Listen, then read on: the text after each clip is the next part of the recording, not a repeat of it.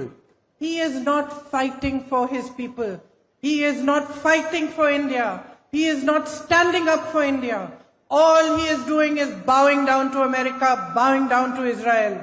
നരേന്ദ്രമോദി നമ്മുടെ രാജ്യത്തെ ജനങ്ങൾക്ക് വേണ്ടിയല്ല പോരാടുന്നത്. നമ്മുടെ രാജ്യത്തിനു വേണ്ടി നരേന്ദ്രമോദി പോരാടുന്നില്ല.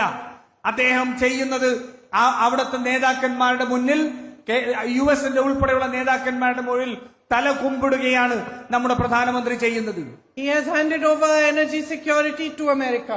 നമ്മളുടെ ഊർജ സുരക്ഷ അമേരിക്കയ്ക്ക് വേണ്ടി എഴുതി വിറ്റിരിക്കുകയാണ് നരേന്ദ്രമോദി.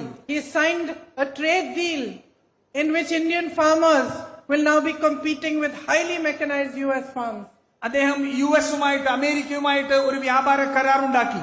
ആ വ്യാപാര കരാർ പ്രകാരം നമ്മുടെ രാജ്യത്തെ കർഷകർ ഇനി യുഎസിലെ അമേരിക്കയിലെ ഏറ്റവും വലിയ സാങ്കേതിക പരിജ്ഞാനമുള്ള കർഷകരുമായിട്ടാണ് മത്സരിക്കേണ്ടത്. And we are going to be forced to buy 9 lakh crores worth of American goods. അത് മാത്രമല്ല, നമ്മുടെ രാജ്യം അമേരിക്കയുടെ 9 ലക്ഷം കോടി രൂപയുടെ ഉൽപ്പന്നങ്ങൾ വാങ്ങാൻ ആ കരാറിലൂടെ നിർബന്ധിതരായിരിക്കുകയാണ്. We are even told who to buy our oil from, how to buy it, when to buy it, when we can buy it, when we can't buy it. നമ്മളുടെ